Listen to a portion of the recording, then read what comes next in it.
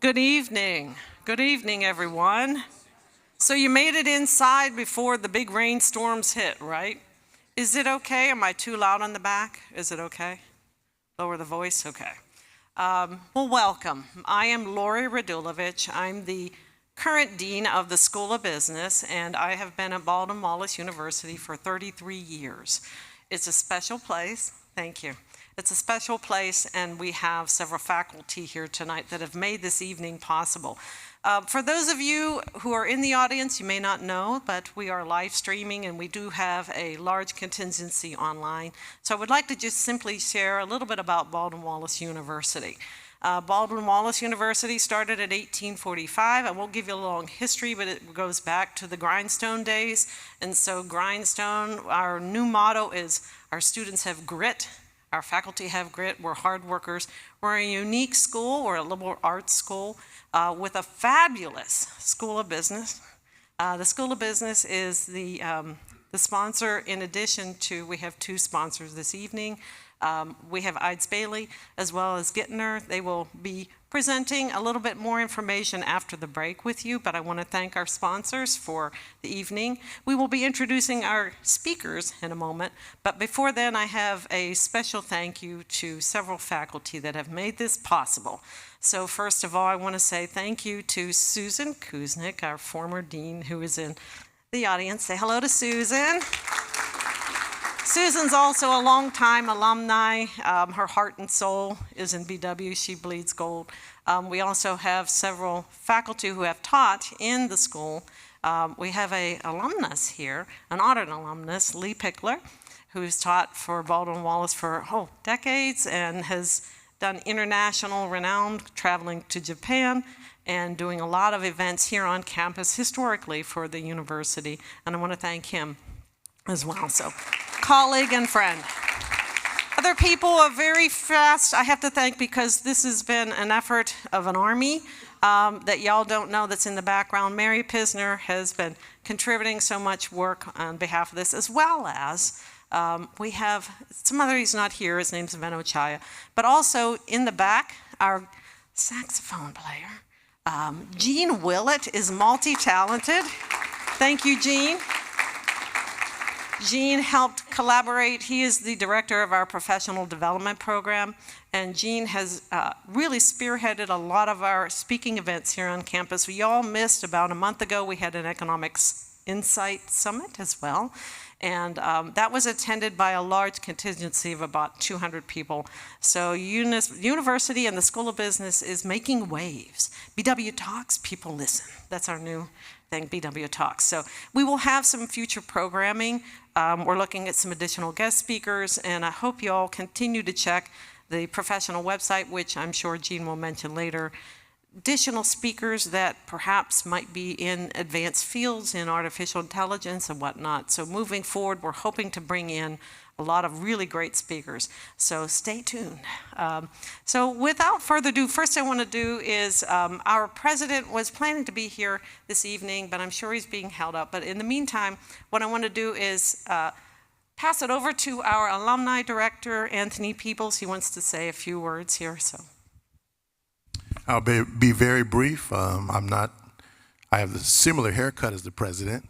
My name is Tony Peebles. I'm class of 1998, the evening MBA program, when I was a banker here in Cleveland, and I'm honored to serve as our alumni engagement director. First, I want to thank all the alumni that have come out. We are trying to plan ways to get our alumni connected on campus and around the city and around the country, because we are traveling around the country, meeting with alums everywhere. And we're asking alumni to help us in a number of ways. One, obviously, to help us find families with young people that want to take advantage of this great education. So helping us with admissions. Secondly, helping us from a career perspective. If you're an entrepreneur, or you're with a company, or if you're retired and you have great connections, how do we continue to connect our students and our young alumni with mentorship and career opportunities? And thirdly, of course, we always want the support for the university. We have a number of other events coming up. I won't kill a lot of time today for that. Hopefully you're getting my emails and other information. We've got a night with the Guardians coming up. Of course, we've got Alumni Weekend, June 5th and 6th. We have the Bach Festival, which will be here soon in April. So we have a lot going on, and we want this campus to be a destination for all types of things, for knowledge, for the exchange of knowledge that we're going to have tonight, for the performances, for our sports and all of that. So we are a big part of the Northeast Ohio ecosystem, and Baldwin Wallace alumni are everywhere making things happen. So I want to thank the alumni. I also want to thank all the guests who are here as well. Thank you for being part of our Yellow Jacket family, and we appreciate the fact that you're interested in coming here and learning and growing and making new connections. So thank you very much. So without further ado, I'm going to pass the mic over to our illustrious faculty, is also a member of the healthcare industry, Brian Fredericks.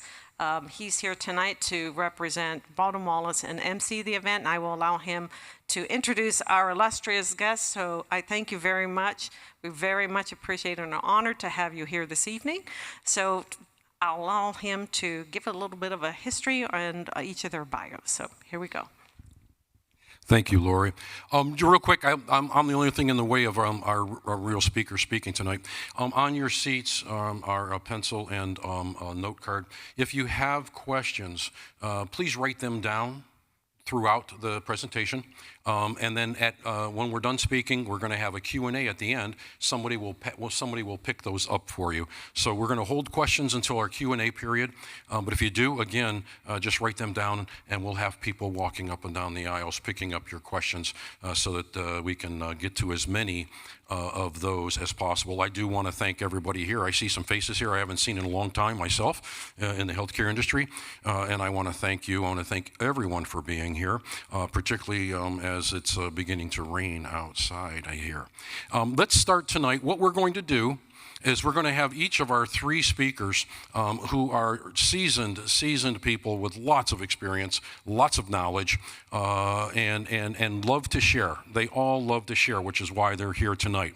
And we're going to have them basically give a little 15-minute overview of the state of healthcare from their perspective.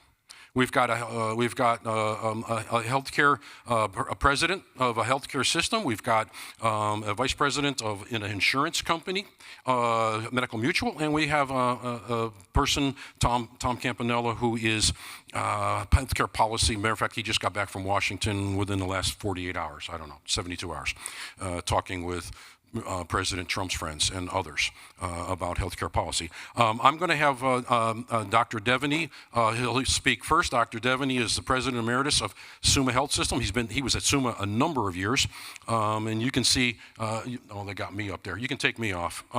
You can read his bio there. He has just finished his term as president of the Ohio Hospital Association. He's run a number. He was just given. I apologize, Cliff. I don't remember it, but given a number of awards here recently for community benefit, millions of dollars. So anyway, without further ado, Dr. Deveny, if you would go ahead and start off tonight. Thank you so much. Thank you all for having me. It's great to be here. I think the last time I was on this campus was probably in high school when there was a big swim meet next door. So it's been a long time, but it's been great to be back. But so I'm an obstetrician gynecologist, and never intended to be in leadership, never intended to be doing anything other than deliver babies. And one day I got asked to come out of a surgery and meet with the hospital CEO, and I didn't really know what that person did, but he asked me to get involved and consider being the chairman of the OBGYN department at Akron City Hospital. And at the time, there were about 75 OBGYNs and about 65 pediatricians. And I said, sure, why not? And the next day I had a contract, and I got led up to a floor, and the ceiling had collapsed. It was an old nursing unit, and there was one working phone, there was a desk, and they said, we need you to turn things around because there's competition now. Akron General is getting a lot stronger, and we need you to, and I was like, I had no idea what I was doing. So long story short, had a lot of great mentors over the year. Nancy Schlichting was at Akron City at the time, and she became the CEO at Henry Ford. Al Gilbert at the time was the one that hired me. He had been a Michigan alumnus and had a lot of folks from the healthcare industry had come in, and then Tom Strauss many of you know, was a really dynamic leader for Summa Health System, and I got asked to come back in 2017. So enough of that. Healthcare. It's probably the best time ever to be a patient. It's the best time to be in healthcare. There's probably no, as Dr. Mihalovic likes to say, there's no other place in the world that you should get healthcare right now because the best healthcare in the world is in the United States. And we're all spoiled here in the Cleveland-Akron area because we just assume everybody else in the country has a Cleveland Clinic, UH, Summa, Akron Children's, Altman, all these phenomenal health systems. And I was with an organization that had 120 hospitals across all 50 states, and I can tell you there's no place like this. There's no place like this where a town of 200,000 people has a world-class children's hospital. And we have 3 in this community. So something that we should really never take for granted. And when my daughter needed a special eye surgery, there were 3 places in the country, and she needed it within 24 hours. It was Cleveland, Los Angeles, and Miami. And the fact that somebody would meet us up here and could do the surgery. So it's going well. We are seeing advancements in care, surgeries more and more less invasive. Cancer is becoming a chronic disease. People are living much longer, and one of the more common things that we now see is heart failure. And so people are living a lot longer, and so that's a blessing, and it's something we all should really celebrate. The issue is we never expected all that. We never expected all these advancements. We never thought people would live this long. We never thought things that used to be fatal would be chronic diseases. And we never thought that the way we finance healthcare would basically be in jeopardy. And you're going to hear a lot from policy from Tom on how things are looking. But I can tell you there was a thing as COVID, and it's amazing that it's 6 years ago that we had that first day. And I can remember thinking, well, how are we going to do this? But it was probably the most innovative time I've ever seen in healthcare. It was a time where all the health systems in Northeast Ohio, rather than continue to compete and worry about who's getting the elective knee surgery and who's getting the spine surgery, was how are we all going to work together? How are we going to take care of this community? How are we going to step up and make sure we all have enough equipment? We were sharing equipment. We were sharing information. We were teaching each other. We were changing policies every 4 to 6 hours because we were learning as we were going through it. And if some of you were in the hospitals at the time, it was a scary time, but it was also a really exciting time from an innovation standpoint. So healthcare is also 18 to 19% of every dollar in the United States that's being spent. And you all know that that's probably not sustainable, especially now that gas is $4 a gallon across the country. And I just saw my mother-in-law, who's 90 years old in California, it was $7. And so just thinking what's happening. And so healthcare is becoming unaffordable. Access is probably the #1 issue. And access is an issue not only because there's not enough providers, but a lot of people have economic access issues. They're scared of what it's going to cost if they go to see the provider. They can't afford the copays. You now have counties across the United States that don't have a Medicare Advantage plan. And we can talk about that, but we have a health plan, is that the way the insurance industry is being financed and the rules have changed dramatically in the last 2 or 3 years, to the point where why would I sell insurance in a place that I can't make a bottom line? And so they're pulling out. So we are seeing your physician, hopefully in the next year or 2, will never type again in front of you. And when you're in that office, they'll be looking at you, taking care of you instead of doing this, because we have ambient listening. And so the room is listening. There are eyes and there are ears, and it's doing all that busy work, and it's doing all those types of things. Think about it. We used to do a hysterectomy or a heart surgery or a total knee. Those people used to stay, say, 5-7 days in the hospital. They go home the same day. And it's a fraction of the cost. It's becoming an outpatient. So there's the good side of it. There's the financing and policy side of it that's becoming an issue, and we can get into that. And then there's a whole workforce issue that ever since COVID, the question is, who's going to take care of all of us as we get older? And in the traditional model that we have today, we'll never be able to do it with humans. And so part of my background is that Summa Health System for many years has been the safety net health system in the Summa County area, serving the 5 counties down there, and largest provider for obstetrics, the largest provider for behavioral health. And the trivia question for all of you, what's the most important thing the city of Akron ever did for the world? It wasn't LeBron, and it wasn't tires. It was the blimp. It wasn't polymers. St. Thomas Hospital, Sister Ignatia, Dr. Bob. We were the first place in the world that recognized addiction as a medical problem. And so we've got that legacy, and so we've been the largest provider for addiction. And what's the fastest growing addiction right now? Sugars, social media, sports gambling. And what's the biggest regret the governor has?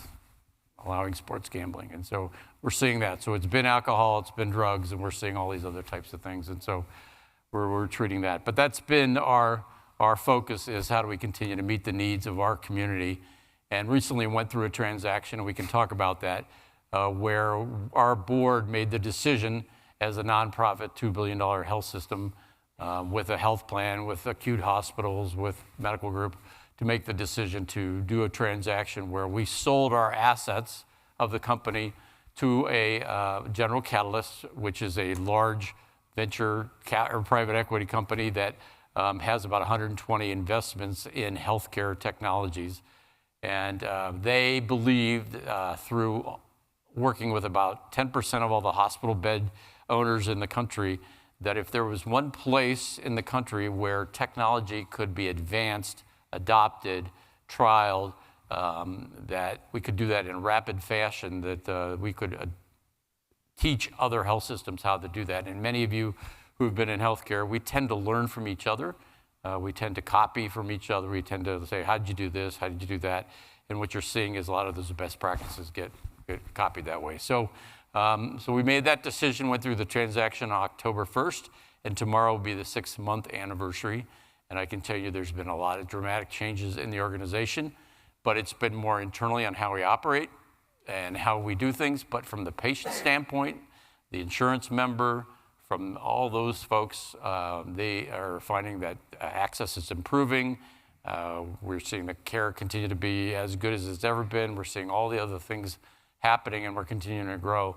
And so all the things that we had believed is happening. And so there hasn't been the reckoning where the health system is falling apart and we're selling all the assets and all those things. It's really that we and the Attorney General really negotiated something that was really special. And we are having people from not only all over the United States, but all over the world coming to learn and to understand how we're doing things. Change management. We spent about a year on change management of how we were going to address a lot of the issues, whether it was the care, it was the revenue cycle, it was all the business operations, all the different things. And that's really been exciting. So I'll stop there, but overall, it's a good time for healthcare. It's an exciting time. I've encouraged people to continue to go into it. All 3 of our kids are in healthcare. We have 1 physician, 1 physical therapist, and 1 social worker. And they all are very grateful, as all of their friends are having issues in their industries, and there's layoffs, and there's all kinds of things happening. They all are happy that they have that degree, and they can always go back and take care of folks. And so I'm excited for that. So Brian, I'll stop there and why don't you go next? Thank you, Dr. Deveny. We're I wanted to tell you too that we're going to have we'll have a good Q&A session. So these gentlemen are really only scratching the surface of the information and the experience they have. So we're going to dive deeper. We will dive deeper in our Q&A session as well. So if you have questions, please make sure you pass those along on that. Just give me a second here.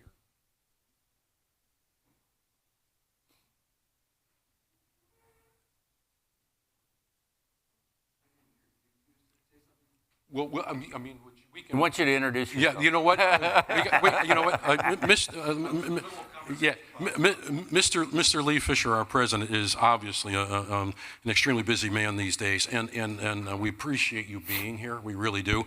And I'm going to let Lee say a few words on behalf of the university and himself. Lee, thank you so much for being here. Thank you, Brian. Very few, because I'm interrupting this, and this is much more important.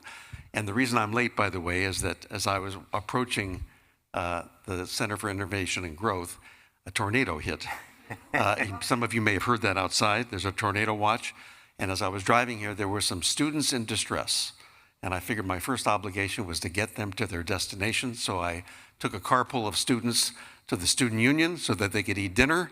And now I'm here. So that's why I'm here, because I felt their health care was most important. Okay.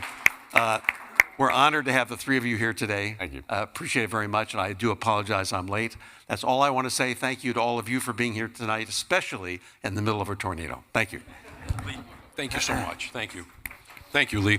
We'll continue here. Mr. Richard Wallack from Medical Mutual of Ohio, and you can see his bio up there. Chief Sales Officer. He's been in healthcare for a number of years.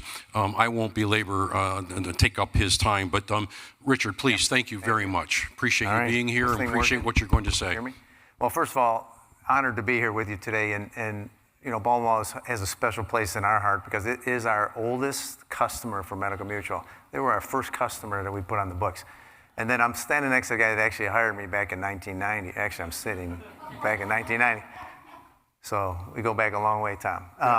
So I think challenges or excitement in the healthcare world is probably an understatement, right?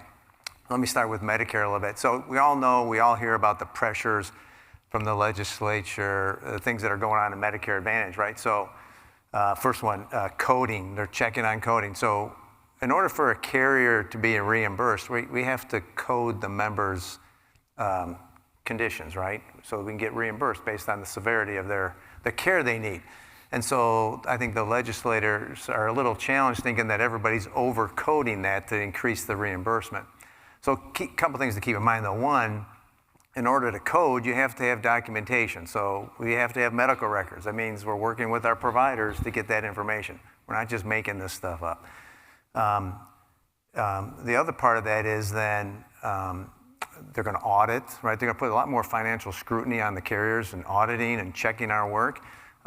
When you think about it, if you add a new Medicare member, and I think there's probably some folks in here that do Medicare, or people involved in Medicare, in order for us, when we bring on new members, it takes like 12, 18 months to find out what's going on with those folks because you don't know their history, you don't know their claims. So that's the relationship with the providers is important because you learn about that member and what conditions they're dealing with. So it's not real easy to just, I'll call it upcoding for this discussion, right, to do that. So that's one area they're scrutinizing. Another one is, if you're familiar with this Medicare star ratings. So every year, carriers get audited and get evaluated and their performance around quality, customer satisfaction. And there's a scale of 1 to 5, 5 being the highest, right? And so your optimal goal is to get up to that 5 because then that increases your government reimbursement to cover the Medicare population. And so it's a critical part of what carriers have to do in working with their customers and in order to financially survive, basically. And so more scrutiny every year gets placed on those star rating criteria. It makes it tougher every year. So you go back several years and you, for those that know this, would see a lot of 5-star Medicare plans. Now you can probably count them on one hand across the country because it's so hard to make a 5-star rating, right? So again, that puts financial pressures onto the carriers. And then the other thing, for those, again, that have involved in Medicare are hearing that the proposed ruling for the increase in reimbursement for 27 is about less than 1%, call it 0. And so I think we were talking about the challenges. And so when all this, you add all this up, the carriers are sitting there saying, okay, how do we play in this sandbox? You got to make some money. You can't do it. You can't lose money on the product, right? So you're challenged with, you see benefits being downgraded, right? Remember all those days of getting all those free things like getting the gift cards to go get your groceries and all, that stuff's all going away. You can't afford that, right? So you got that. You've got service area Cliff mentioned that some parts of the state don't even have Medicare Advantage plans in the counties. In Ohio, I think we're covered. We have more than enough in every county. But that's going to continue to have pressure, especially in the rural communities, as you can imagine. So that's another area that you're going to deal with. And then you could even see, there's a lot of zero premium plans. I don't know how long those are going to last either, because again, it's hard. So those are challenges on the Medicare side. ACA, again, for those that, this is the individual product, right? So a lot of scrutiny on the ACA as well. The enhanced premium credits that were out there, the government stopped those this year. So what happened? Individuals that were looking to buy their plan, their individual plan, didn't have that extra subsidy. And so they had to make a decision, what am I going to do? And so what we saw is a lot of, there's different metal tiers, platinum, bronze, right? And so we saw a lot of people move to the bronze, the lower plans, less benefits, lower cost, right? Because that's what they could afford. And so I think nationally and in Ohio, there's double-digit decline in the number of people that have enrolled in the ACA because of this kind of thing. And so, again, challenges, and I was saying to Cliff earlier, I said, when you look at all these challenges and members, are they becoming uncompensated care? So they don't have coverage. So they walk into a hospital, they come in through the ER, you're gonna provide a service, but how are you gonna get paid? And so, a lot of things that happen when the hospitals have to make money too, right, and survive. And so if they can't, on the government programs, where do you think they're getting their money from? The commercial side.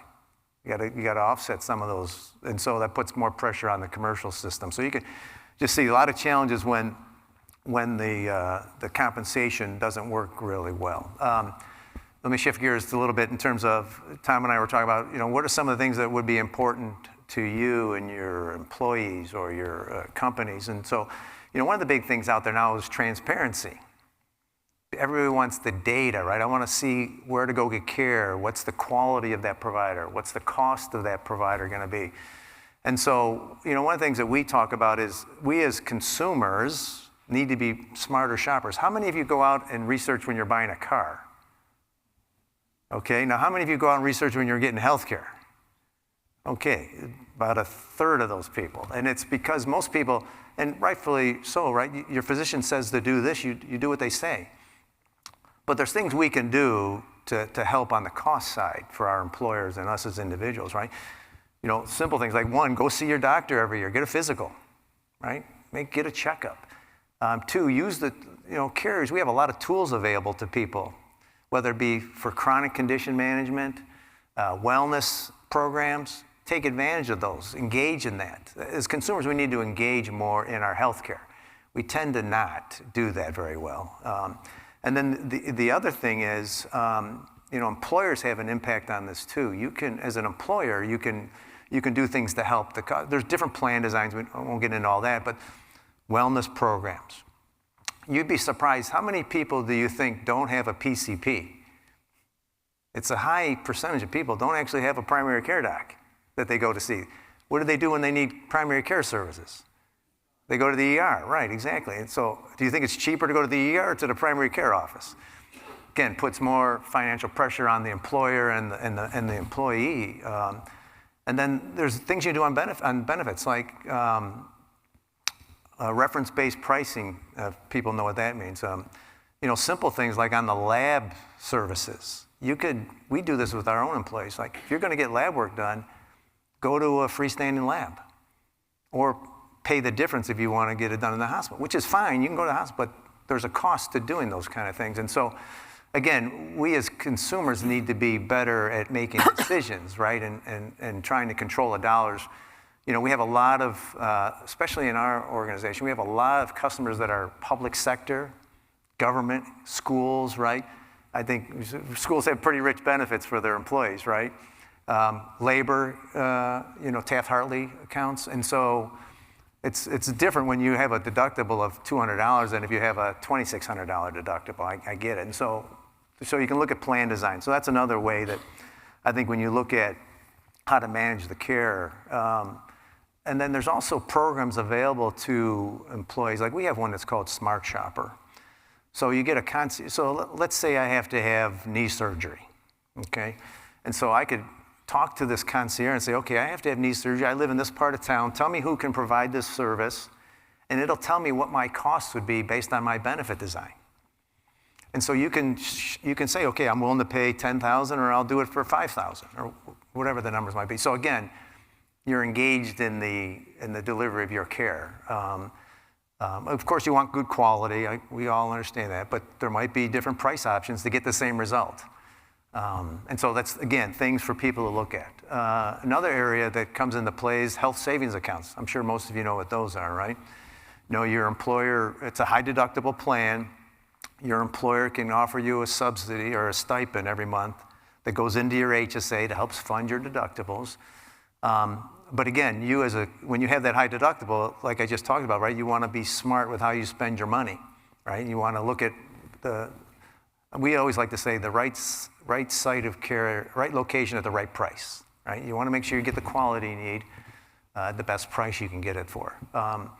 You know, there's things when you're in that situation with a high deductible, right? With the HSA, you can do a wellness program, and your employee could incent you to do wellness activities that could drive money. They could put money into your HSA. So there's things you can do to help incent the employees to take care of themselves and do the right from a wellness perspective, right?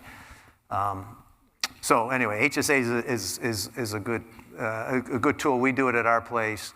It does help people think about how they're spending their money, right, in terms of how to use their dollars wisely. And the nice thing about HSAs, when you think about it, that builds up and it's your money, even if you leave your employer, let's say, or you retire. That money's still in your bank account, in your HSA account that you can use forever on Medicare, whatever you need it for. So it's a nice tool to have. You as an individual can contribute to it. And the other thing is it's all tax advantaged. You put it in pre-tax, the employer gets to deduct it. It's a great tool to help, and it drives the premium down for the employer, which is nice, right? Which helps them. All right, small employers, real quick, this will get me through my last couple of comments here. You know, when you're in a small employer, there's always challenges. You know, when you have 10 employees, right, you get one individual that has a chronic condition or something, your costs are really high. And so your premiums tend to jump up a lot, potentially because of that. And so, you know, there's options. There's what's called the ICRA. Most people are familiar with the ICRA, individual. It's basically individual buying out on the exchange. You know, employers can, I've seen where employers will, usually this is smaller employers, keep in mind. Larger ones don't tend to do this, even though I've seen some that have thought about it. But smaller employers say, we need to kind of cut off our exposure on our healthcare premiums. And so instead of, because I'm sure some of you have been involved in this, you see premiums go up more than inflation goes up every year for various reasons.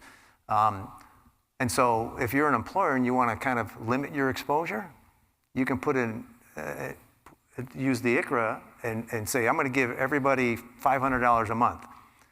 Take that times however many employees, and that's you're done. That's your exposure. You're finished. And then the employee's got to do the rest from there. And so it's a way to control the inflation piece for an employer or reduce their costs. Obviously, they could ratchet it back down by doing that. And so it's a good tool that, you know, as an employee, you get to shop and choose where you want to go, how much you want for deductible or your benefits, which carrier you want to work with. It's individual shopping at that point. Again, same thing. You can keep that whether you're with employer A or B. So that's always handy. But there's, you know, again, I've seen a lot of employers don't like to go that route, though, because we all feel like we want to take care of our employees and offer the benefits. You don't like to push them off on their own. But sometimes it's kind of a potential last resort, right? I just can't take on the premium anymore. I have to do something about it. And that's one option. The other option for small groups is you've probably heard of the MIWAs that are out there. Cozy is an example, that one locally here, where small employers get together as one, basically, and help spread that risk out. So again, as I said, as a small employer, you could have a couple of high claimants that drive up your costs. And if you're in this pool, I'll call it, with all these other entities, you can spread that out a little bit. Because keep in mind, you know, one year you might be taking the hit, the next year you have a good year and somebody else is having a tough year. And so this helps level things out. Tend to see smaller increases over time on increases in the premium. So it's a way to pull smaller groups together to make them bigger groups, which helps share in the exposure when it comes to your employee costs. And then the last thing I'll talk about is, and a lot of what's going on is important that the relationship between the provider side and the carrier side is strong. It's not something that you should show up once a year and negotiate a hospital deal. I better be careful. My hospital contracting folks are in the back of the room back there. But, and what I mean by that is, we talked about medical record information that we need. We talk about how many of you have tried to get something authorized for a service and you get denied? And it's not denied because we're saying we don't want to provide the service. It's because we need more information so we can help you through the process, right? Very rarely, there's initial denials and then final denials. And the initial denials could be in the overall with the provider. I don't know, Cliff, you could back 20-some%, but when it's done, it's less than 1% when the final tally comes in. And it's because usually you're working through documentation to know what's being provided. And so the relationship between a carrier and a provider are critical, and it helps the whole system. If we can eliminate the administrative headaches that people deal with, because that's a cost to us and to the providers. And so if we can work better together and eliminate some of that stuff, it's going to make the cost lower, and it's going to make the process and the service side of things better. And so that's a big area that we're focused on. It's not my team back there say, we don't just show up once a year and negotiate reimbursement rates. We work together that we can eliminate administrative denials, right? We can make sure they're getting paid timely. That helps everybody.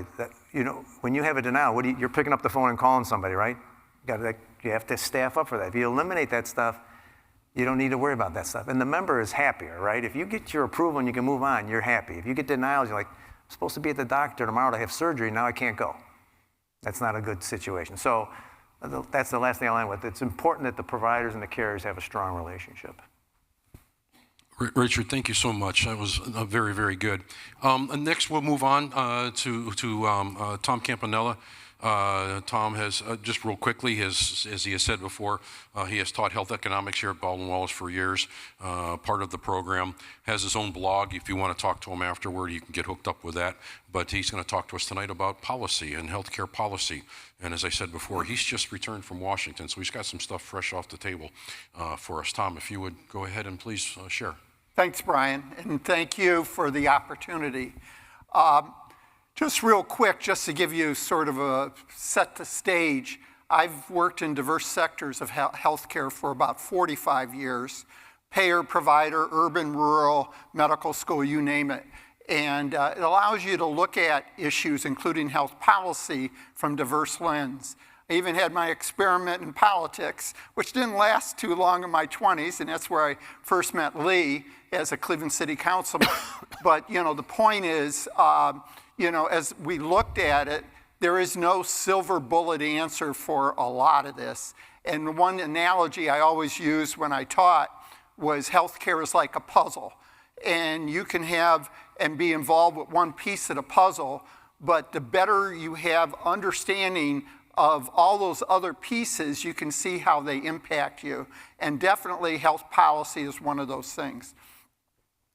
I've been, as Brian said, I've been writing actually while I was working in diverse sectors for approximately 20 years. And for the last 8 or 9, I've been using LinkedIn as sort of, and I have a healthcare newsletter. And I focus on policy and I try to balance the different sides. What was interesting and one of the things I like about LinkedIn is people and organizations will reach out to you, not only in the US, even internationally, depending on what you're writing on, and you have that exchange. As I mentioned before, try to look at things from different perspectives. What is interesting, and some of you may not like this, is one of the groups or individuals that reached out to me was a gentleman named Brian Blaze, who is the president and CEO of an organization called Paragon Health, which is basically President Trump's healthcare think tank. And I did a critique of their original policy statement under the first administration where I agreed with some things, didn't agree with others, put it on LinkedIn. And bottom line, which to my surprise, he reached out and said, I appreciate your objectivity in being able to look at it. We continue to go back and forth, and he actually has reached out to me off and on over the years in regards to a health policy thing. What are your thoughts? I can guarantee you they don't necessarily follow everything I suggest, and we do have a lot of give and take, but that's what I think we need to have more. So including with my most recent publication, I think it's really important, and we have too much from a policy standpoint. All I watch is MSNBC. All I watch is Fox. I'm in my own little world. I only talk to people that think like I do. I don't want to confront other people. And we stay in the silos and nothing gets done. And the answer isn't on one group or another, and it really is sort of an exchange. What I'm going to cover, as Brian said, I was just recently in D.C., interestingly enough, meeting with people both on the Democrat side and everything health policy-wise, but also with the top people at Paragon, again, the healthcare think tank, to get a sense of not only what's going on, but where they're going. I'm going to cover some of this now, but feel free, as Brian said, to ask questions and we can deep dive later.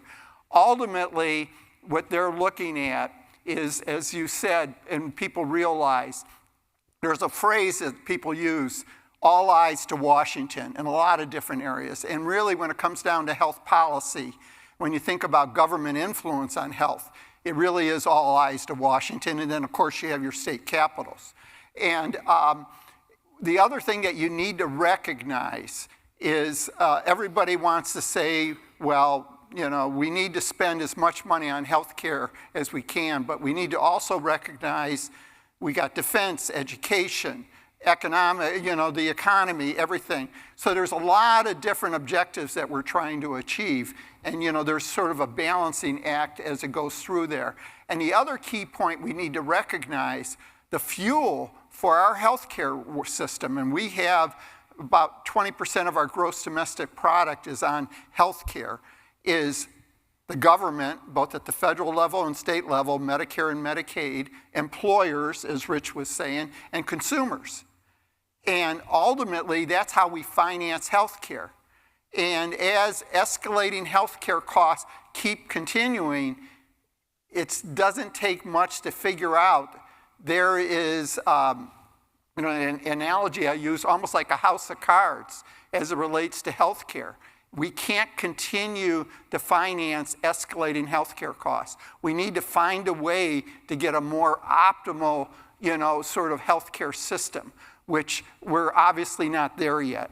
And what the philosophy, and again, you may agree or disagree with this, of the current administration is they recognize that where we're set up now, like say the major systems, like for an example in Cleveland, Summa, you're talking about Cleveland Clinic, UH, and that. They're not necessarily going in and going to unravel and say, okay, now, you know, with the consolidation, you need to go with smaller hospitals. But they're doing, and their strategy basically is an end-around strategy. And what they're basically doing, and you already saw signs of this, is they're focusing on both the supply side and demand, and that's basic economics. And on the supply side, what they're focusing on initially is the hospital and the healthcare consolidation.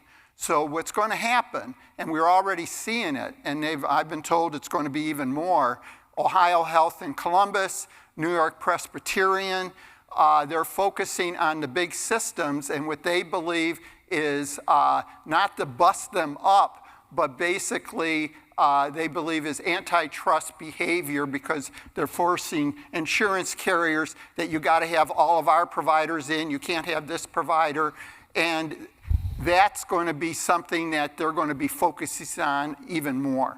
The other part of this, as they're going through, is they're going to be focusing on future and pending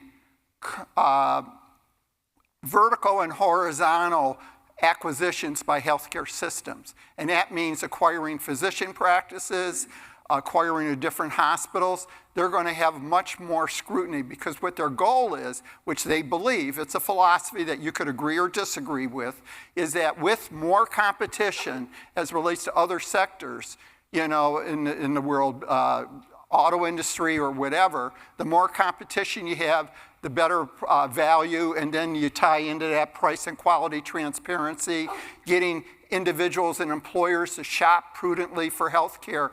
That will be a key driver of positively impacting that escalating healthcare costs that I was telling you about.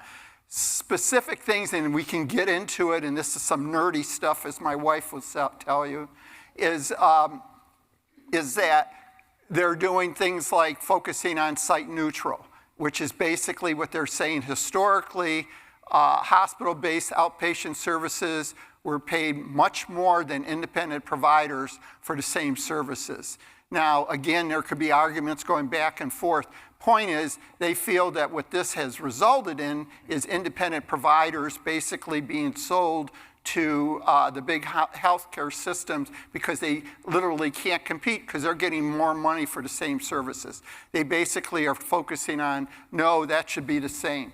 The other part of it is, as Rich is saying, and this covers a lot of areas, is price and quality, user-friendly transparency, so that it's really trying to get people to shop a little bit more, and for employers actually to integrate it into benefit designs where they incent people to go to more value-based providers, from that standpoint.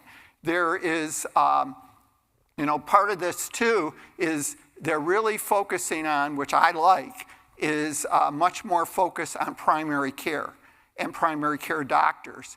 And historically, primary care physicians relative to specialists have received a lot less compensation.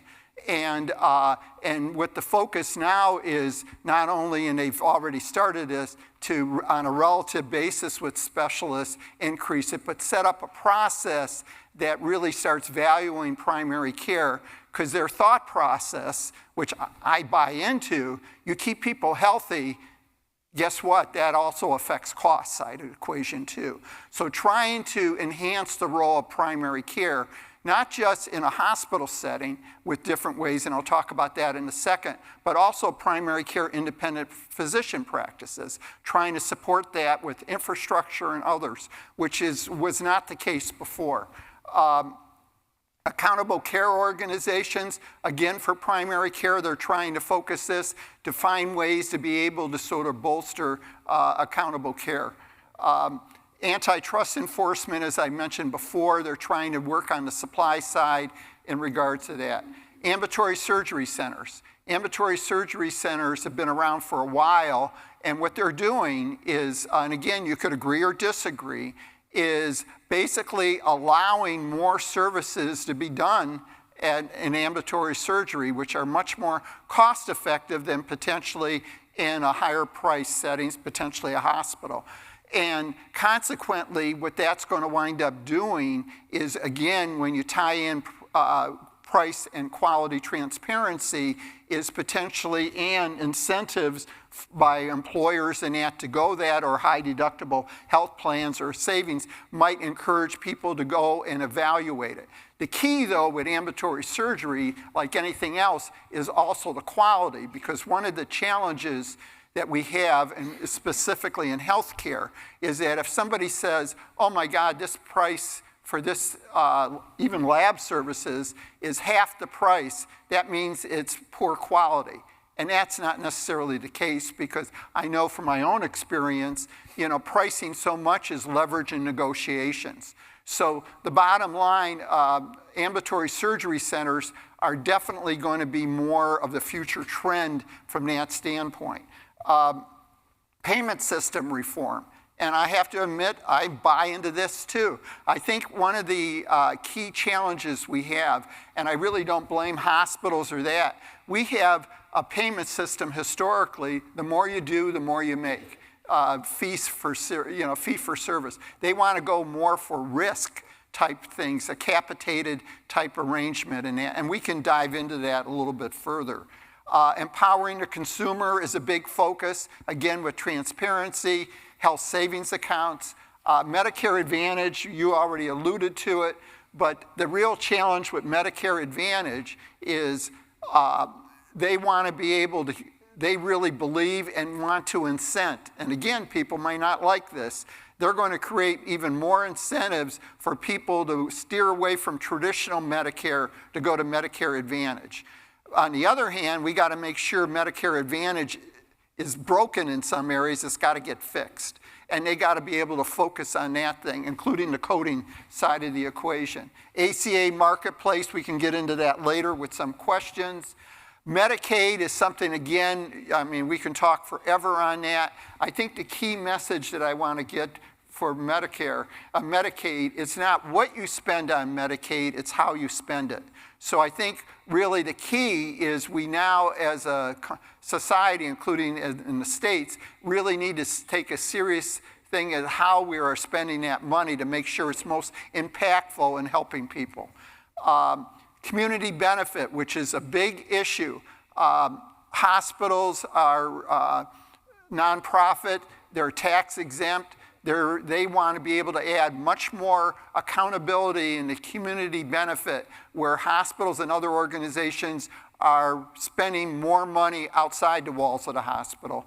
And then finally, as it relates to rural health care, that's another hot one. There's a lot of issues there. I've been involved in that from my own personal experience, and there's much more that they need to do. And this is an area of, we talk about urban world. I can tell you, rural America has been suffering forever, and nobody, Democrat or Republican, has addressed it, and there's a lot more to do there. And then the last point, and I'll bring it up, is that and I tell my students this all the time, you could say, oh my God, given everything that he's saying or what we're hearing, sky's falling, or what are we going to do no matter what sector of healthcare we're in. But in every industry, during times of disruption, employers are trying to be a winner rather than a loser. Now more than ever, their employees are the keys to success. So that for all of you that work for organizations, this is your time to shine. This is your time to make a difference. And that will not only help your employer, but also help your career. I would just add, there's a common theme here. We have a great medical system. We have a very poor financing system. We have an administrative heavy system. The revenue cycle industry, which is the people that send out the bills and collect the bills, it's 3 times bigger than the American auto industry. So we're spending millions of dollars every day sending out claims, arguing about the claims, and collecting the claims. And as you said, in the end, only 1% of the claims ever get denied. But it's a whole industry, and it's employing a lot of people, and it's a lot of waste, and it's not adding any value to any of our health. To your point, when the system got in place and it became transactional, you reward people for doing more. And smart people know how to learn the game, and they'll play the game. When I was a resident, you were a resident, we just took care of people, and we did what was right. When you became an attending physician and the employer said, you know what, if you do more things, we're going to pay you more money. And they created this thing called work relative value units. And every time we do something and we send a bill, it gets a little click and you get so many credits, and we get paid based on the credits. That's not sustainable.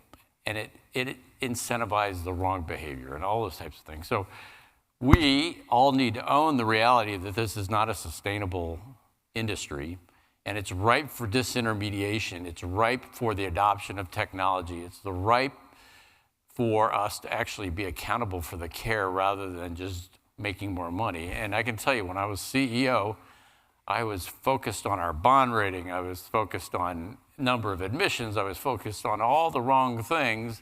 And now that I'm in a new model, we are trying to push as much capitation, taking as much risk. We gave up our nonprofit status. We're paying $9 million in sales tax. We're paying now $9 million a year in property tax. And we gave up what's called 340B. And so health systems, so they're nonprofit, get to sell drugs at a discount and make money on those drugs. That's creating the profit for most health systems.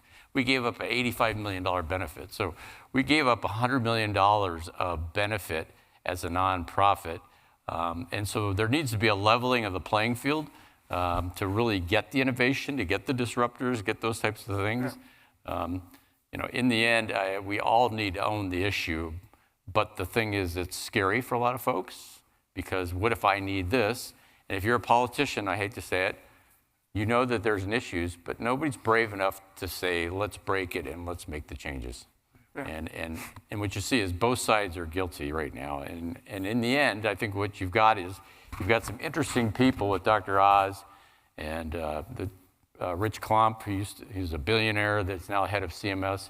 These people see what the problems are, and they've got the chutzpah to say we need to make these changes. Now the question is, can we implement those things going forward? So open it up for questions.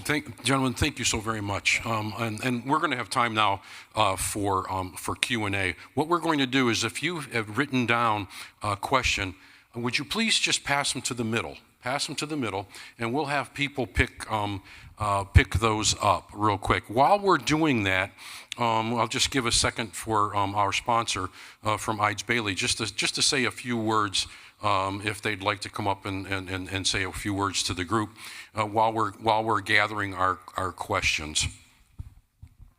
Thank you. Feels like a commercial in between your favorite platform here. But just wanted to say thanks for everybody for coming out. If we haven't met, my name is Brandon Fredericks, proud graduate here of Baldwin Wallace.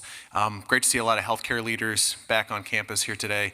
And really pleased to kind of be a part of this process here, be a sponsor for what we're doing here in the region. As we've been talking about here, a lot of opportunity to bring the region together and also the industry together to kind of move forward here with our thoughts. So here at Ides Bailey, we're a CPA and business advisors at large. We like to kind of say that we like to take care of the business of healthcare and really try to work with those healthcare organizations to really allow them to kind of get back to working with the patients, working with, obviously, the healthcare side of those things. So again, really appreciate everybody coming out tonight. Thank you for the Baldwin Wallace University, for the Department of the School of Business, for Lori, for allowing us to have this opportunity. It's tremendous to be back on campus. Thanks. Thank you, Brandon. I'm going to start. I've got a couple questions in my hand here, and then I'll have people bring questions across. But I'm going to start off with kind of another high level, then we'll start working our way down. And Cliff, I'll start with you, and I'll just go across. In your opinion, in real short, what is today the single greatest challenge facing the healthcare industry from from each of your positions? What is the single greatest thing that is affecting healthcare, or that affects healthcare today? Yep. Access. If people don't feel comfortable getting care when they need it, and our belief now, our new motto is everybody should be able to get access within 2 hours and not go to the emergency room. I would say if you can create an environment where people feel welcome, they feel respected, it's affordable, the people have your records, all those types of things, and you think of all the barriers that keep that out, that's probably the number one issue. We would have a healthier society. We would have a less costly society. We would have a probably a less capital-intensive health system if we had better access. Tom? As my students in the crowd would say, I would always do a diagram between access, cost, and quality, and they really are interrelated. So I will go with cost.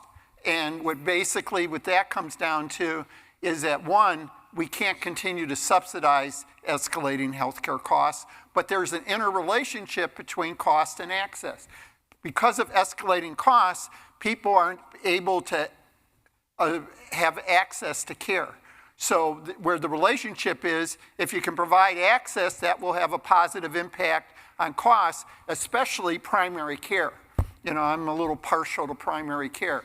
But the combination of those two, but there is definitely an interrelationship between cost and access, and then obviously quality falls right there between them all.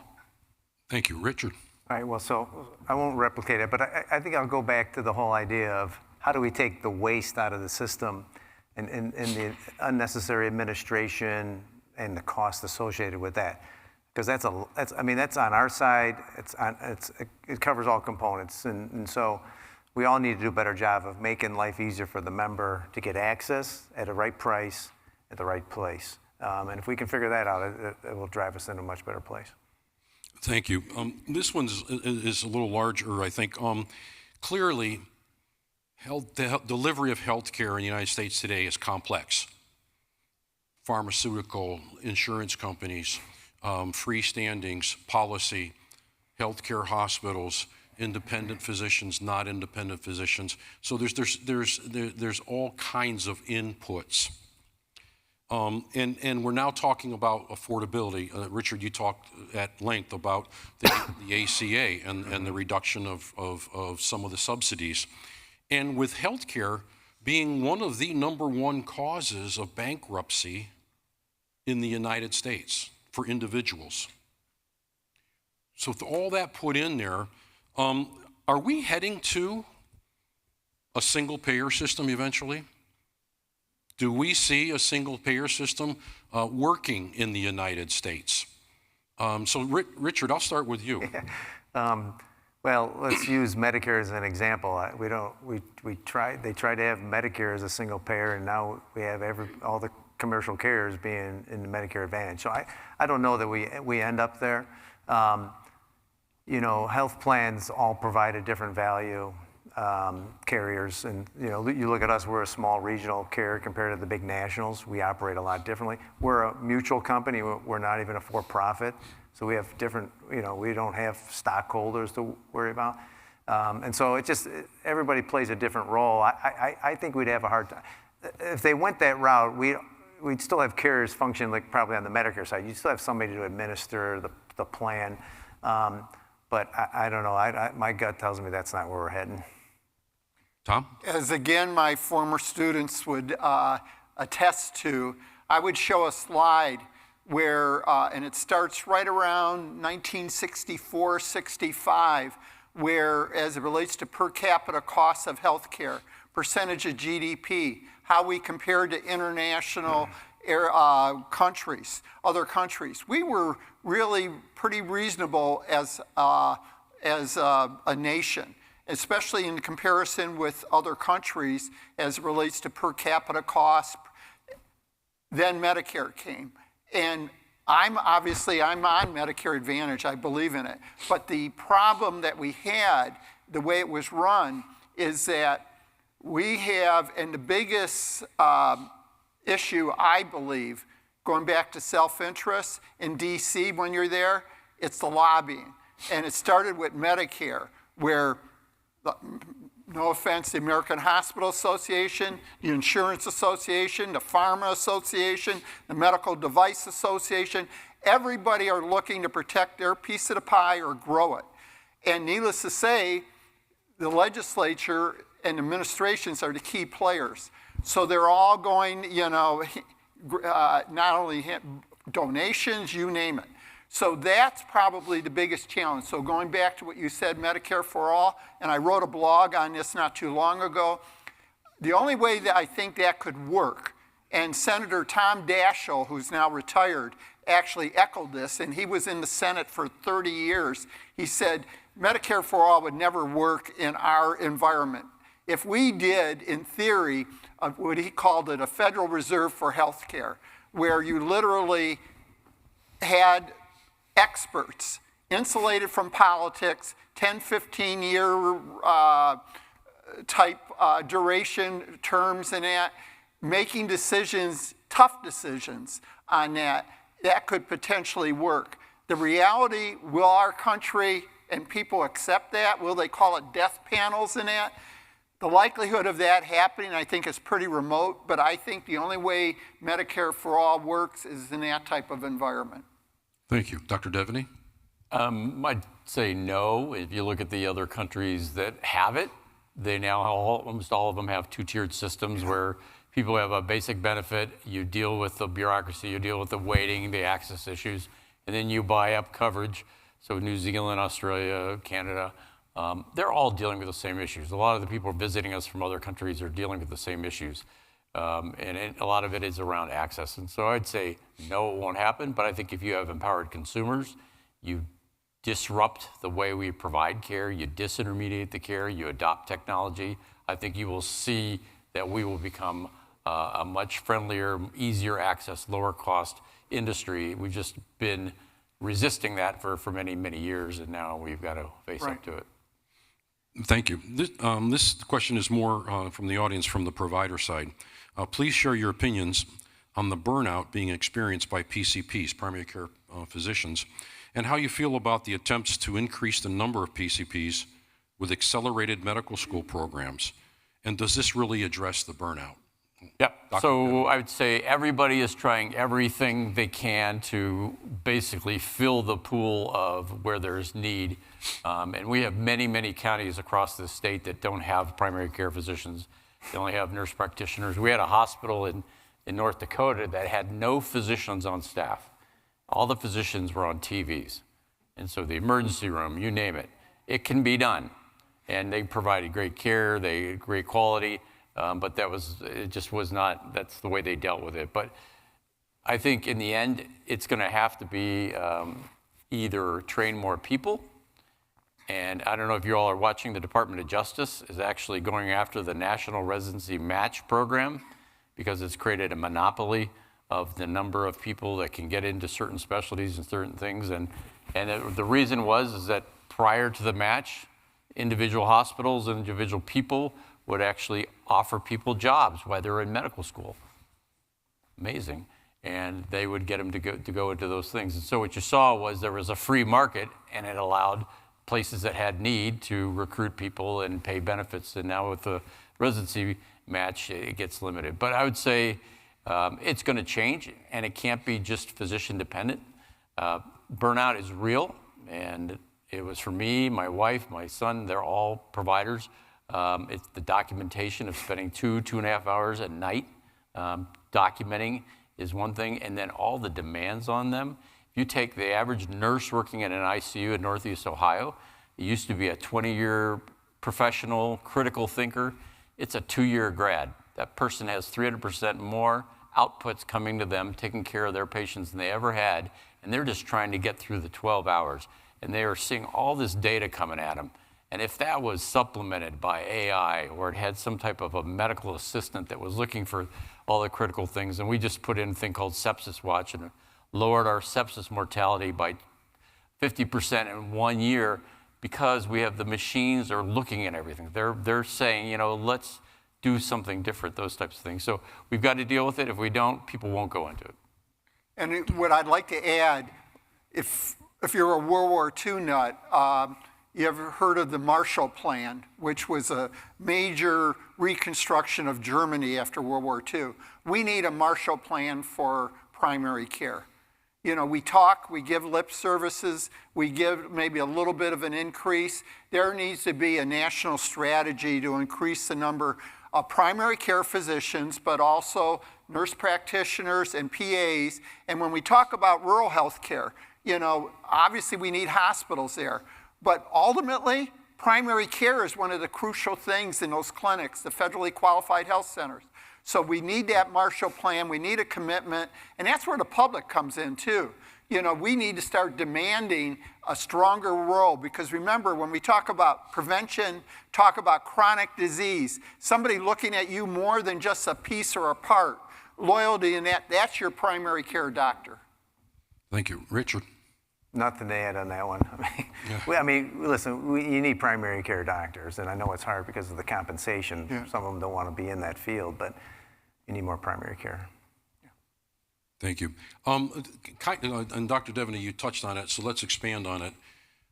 Panel, how do you see AI and other digital tools affecting healthcare over the next 3 to 5 years? Richard, I'll start with you. Yeah, so on our side, a couple areas that we're using AI today. So when we underwrite a group, we're using AI to evaluate the risk of that group. And so it can put it through the AI technology and can tell us if it's going to be a high risk employees or not. And so we can use that tool to speed up the underwriting process. The other thing we're using it for, we've used it a lot recently on the Medicare side. We have an AI, I don't know, was it a bot or whatever, that calls our members, has conversations with them, and follows up on them, making sure they're taking their meds and I've heard videos of having a conversation with one person, and Medicare people like to talk, right? They like to spend some time on the phone. And so the nice thing about having the AI technology, you can spend all day on the phone with them. There's plenty of that available. And so it's a nice way to outreach to people. The technology is getting so good that they have the conversation, even though you tell them you're an AI, they just go on. I was listening to one video where it was his birthday that day, and he's talking about his wife and having a whole conversation. And it was the greatest thing. And so it's a nice way to reach out to people and get to more people quicker, because you don't need humans to do that. Lowers the cost, and it's still effective way. Now, again, if there's certain things you have to talk through that might require a human, you do that. But to do some outreach and make sure there's proper follow-up or checking in on people, you can do that through that process. So, yeah, we use it in a couple ways so far. Go ahead, Tom. Yeah, when Go you ahead. think of AI, you think of empowerment and data and knowledge. And obviously there's good and bad, but think about all the issues you were talking about. AI playing a role, for an example, in employers to be able to better understand the key issues with their employees on healthcare costs, working through, helping to help navigate them around. AI, we talk about on the physician side, evidence-based medicine, playing a key role, not to replace providers, but a key role in regards to supplementing their particular experience that goes through. And then finally, AI as it relates to the consumer. We talk about consumers needing to be more of a prudent purchaser, understanding their health issues, being proactive in their own health and their family's health. AI definitely has a role there. Dr. Deveny? Yep. Yeah, so we are using it with diagnosis. So we have 11 applications now in radiology. So every CAT scan of a chest that goes through Summa Health System is screened after the fact and looking for risks for lung cancer. And the majority of lung cancers we're diagnosing now are stage 1 and stage 2, and it's not a fatal disease. We're using it for the typing. So our belief is every nurse, every physician, every provider will not have to type in the future. We believe that revenue cycle is that there shouldn't be anybody touching any claims, is that all ought to be going to Rich. He does his thing, they talk to each other, and it's all done in 15 seconds instead of 6 months, right. And it gets reconciled, and the patient gets continues to be satisfied with the care, those types of things. So I would say what we're going to see is the providers who use AI, whether a physician, a nurse practitioner, administrator, the ones who use AI will be the ones who will survive. The ones who continue to resist it, push it back, don't trust it, I think will not. There's so many different things of how you use a large language model, which database you use, all those types of things. We're all learning. We're all getting better at it. We're getting more facile with it. It's here. It's probably, you've all been exposed to it in healthcare probably for 10 years and didn't even realize it. But it is here, and we're going to continue to see it. And the thing about AI is that it's smarter every day. Today's the worst day it's ever going to have. It's going to be smarter tomorrow. It's going to be smarter the next day going forward. And just one other point I want to add. I'm excited, and we all should be, about the transition that's occurring with Summa Health, in that what they're doing is really trying to, and they've stated, and this was their stated goal, is to develop the hospital of the future. And they're really looking and aggressively trying to change things, evaluate things.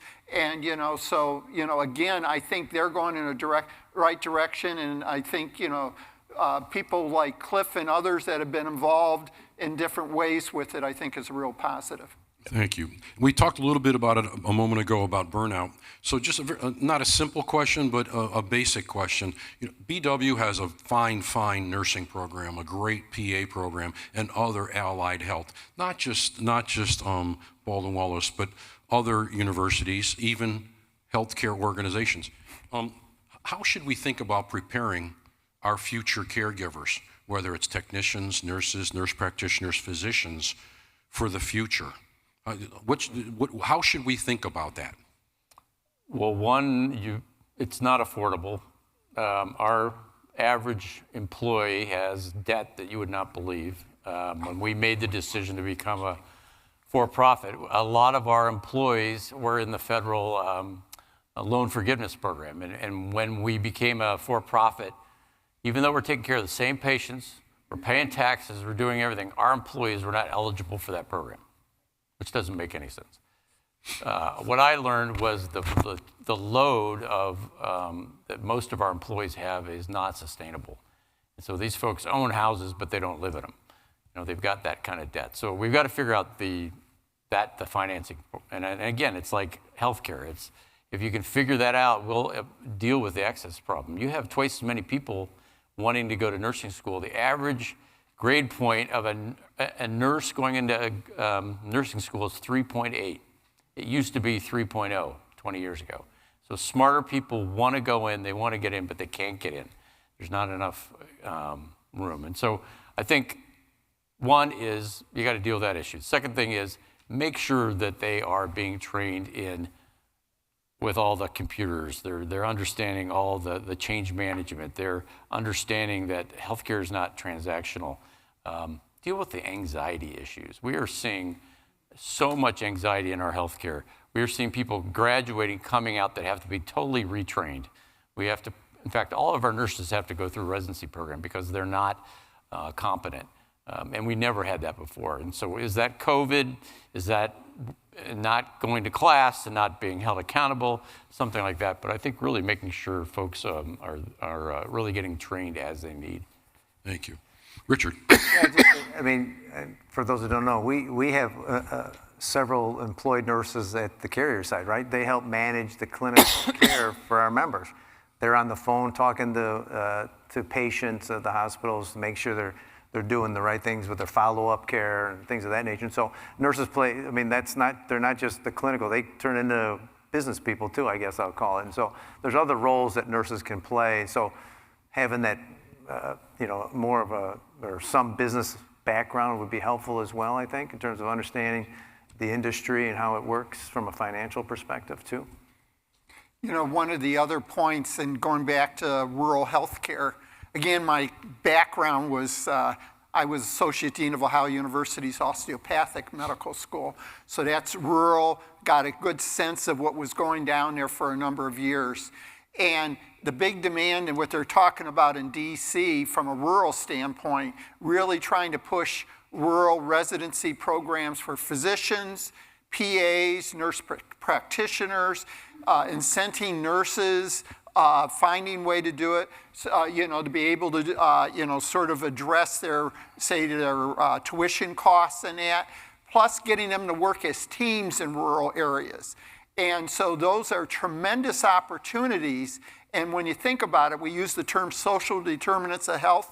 What better place to train people, especially as it relates, think something like rural counties, and we have like 80 rural counties in the state of Ohio, is right there on the ground where they're working with all the different organizations that are involved in keeping people healthy. Here's a consumer question. How can consumers get better information to make the decisions that some of you have been talking about? How can they get more information? Richard, I'll start with you. So there's every carrier has information available to them, their members. It's on the member portal. We have tools that, again, if let's say I have to have, appendicitis, I can go out there and look at, based on where I live, what providers are near that offer that service and what it's going to cost. So there's tools out there. There's a lot of transparency data it's available. Sometimes not easy. The providers have information out on their site. But yeah, all carriers make it available that you can go out there and look by procedure what it's going to cost based on which provider you use. And it also has quality data, so you can look at both. So the data's there. Again, it's what I mentioned earlier about we as consumers need to be smarter shoppers and utilize the tools that are available. A lot of times the doctor says you need to go see the orthopedist, and he refers you to his referral pattern. And the orthopedist that he tends to send all his patients to, you have no idea how good he is, what it's going to cost you, but he said go there. You say, okay, I'm calling him tomorrow, I'll make an appointment. We need to do our own research. And I'm not saying that person's necessarily not a good physician, but you should research that before you make that decision. You're going to have somebody take a knife to you somewhere, right? So I think we just need to be engaged in the process. You can call your carrier too and have a conversation with the customer service people. You can get hooked up with one of the nurses that we talked about that can talk to you about it. So there's options available. You just have to take advantage of those. Cliff? I'd say demand it. Is ask the question, to your point. It is not easy for the average person to navigate the health system. The tools are there, but they're not easy to use. But with Gemini or ChatGPT or any of those types of things, what you're actually seeing is summaries are coming up, and so being more facile in those types of tools. But I would call your HR department, call your carrier. I would demand that you get transparency of the information ahead of time. I would never let a family member have a surgery or pay a copay or do whatever until they actually, really research things. And from my end, we got to go back. I know I harped on it already, but primary care physicians need to be the captain of the ship, which is not necessarily the case today, including in the hospital setting, and that's because of the way we pay. In that, in many ways, primary care is a gate opener to specialists. And what we need to have, and that's why I like things like risk arrangements, capitation that you're looking at Summa, where ultimately the focus of the reimbursement methodology to say healthcare systems that are basically the way you make money is to keep people healthy. If that's the focus, then the primary care physician is number one. And so when you talk about navigating, then you're in a position where you have a trusted individual that is focused on your overall health, that is helping you navigate that healthcare system. And you have an ally, which we need to have, and that's an important part of the equation. So Tom, you throwing out we should have a gatekeeper again? Primary care gatekeeper? God, yes. Yeah, but... Probably an AI one. Yeah, right. Yeah, and that's, what it comes down to. We've tried and whatever, and it's been sort of short-sighted on the part of the healthcare systems, including the payer side of the equation, where, again, no offense to specialists, but it's all the costs go on that end and not to primary care. So we've got time for two questions. This second last one, I'll go through as quickly as you can. I'm going to combine two questions from the audience. How best do you balance great outcomes and great cost or fair cost? So how do you balance great outcomes with cost? I mean, we should be graded on everything we do. And now with the star ratings, with all the health grades, all the different things, CMS stars, the information's out there. They're not always up to date, but we ought to be comfortable with being graded and being held accountable. The studies have shown that organizations that do lots of one thing and they have competency and currency have the better outcomes. And so if you do 3,500 open hearts at the Cleveland Clinic every year, that's why you're probably the best in the country. If you're doing 50 at your hospital, you're probably not going to be that good. But I would say is you got to embrace the benchmarking. The benchmarking is going to get better. Interestingly, if you look at the studies now that CMS is putting out and the CMMI, high quality care doesn't drive down cost. We've always said it would, but it doesn't.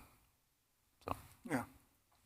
Richard, I'll let you go next. The other thing I would throw, because again, my contracting friends are here, is that, we work hard with the providers to make these value-based arrangements that incentivize them for doing the right things. And for example, right, you could have an arrangement around readmissions and eliminating readmissions, doing all the right things when it comes to treating diabetes, let's say, right?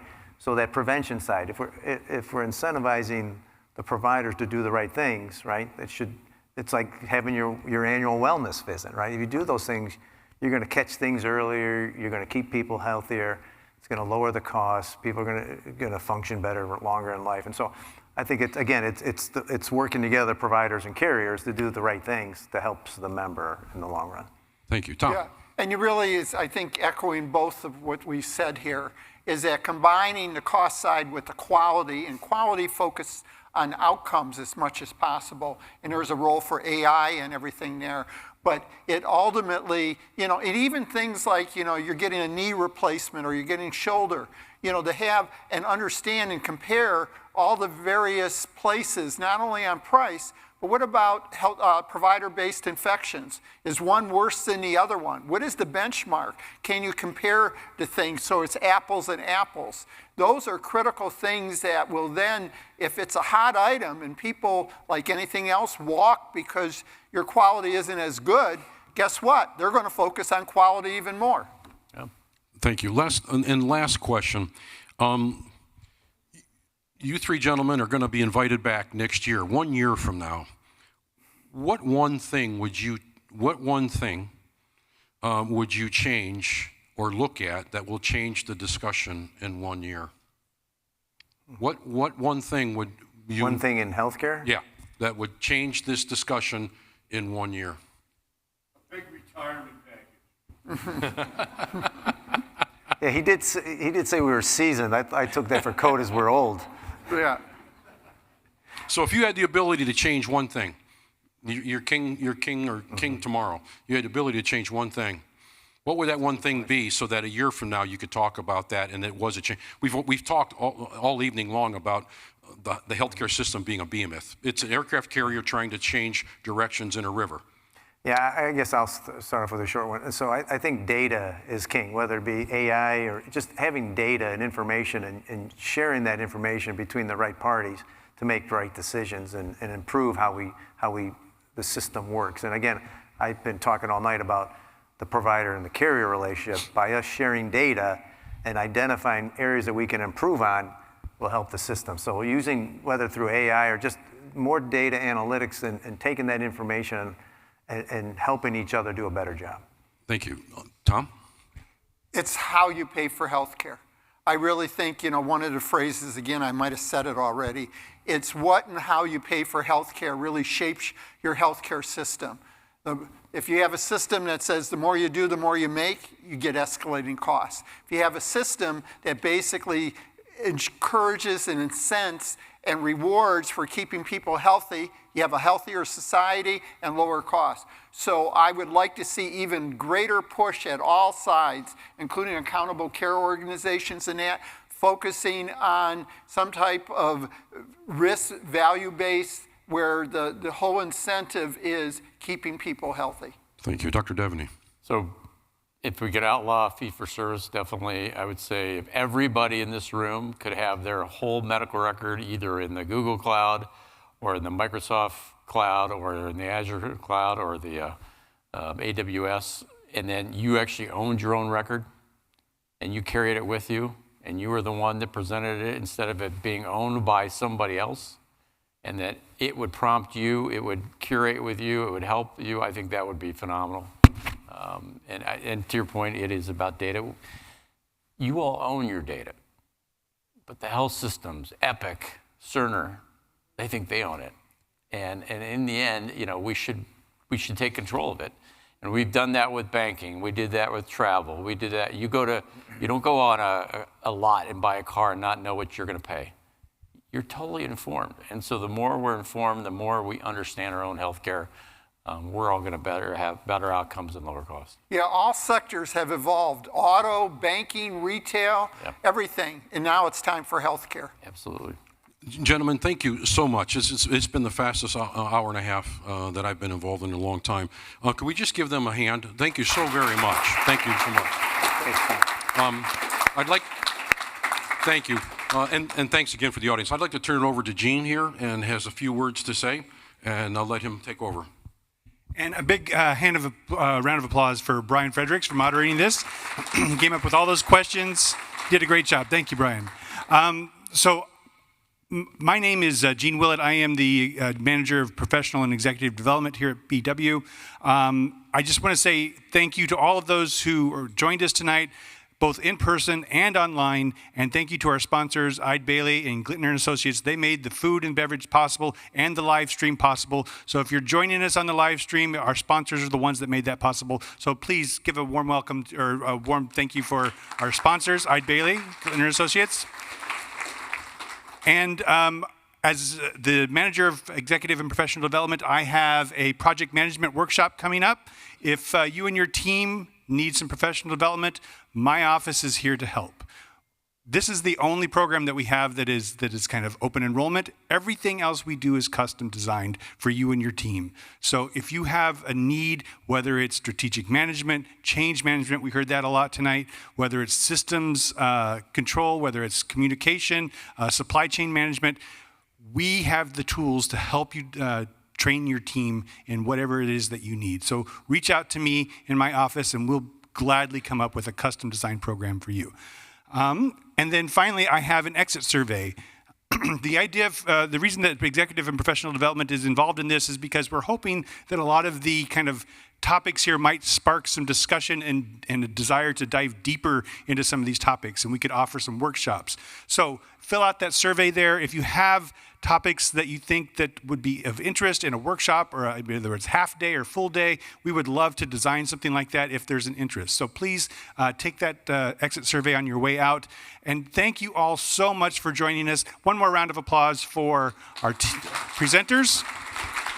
For my wonderful team that helped me plan this, for Lee Fisher for saving some students from a tornado tonight and still showing up. Thank you all very much. Have a wonderful night and a safe trip back. Thank you.